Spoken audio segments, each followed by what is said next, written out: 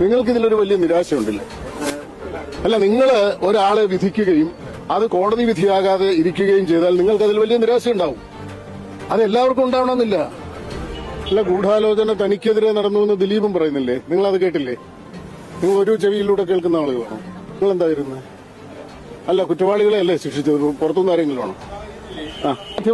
മാധ്യമങ്ങൾ സംശയത്തിന് നിഴലിലല്ലേ ഈ കാര്യത്തില്? എന്തുകൊണ്ടല്ല?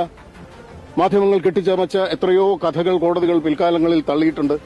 മാധ്യമങ്ങൾക്ക് ഇക്കാര്യങ്ങളിൽ ഒരു അജണ്ട ഇല്ലെന്ന് നിങ്ങൾ ആരെങ്കിലും വിശ്വസിക്കുന്നുണ്ടോ?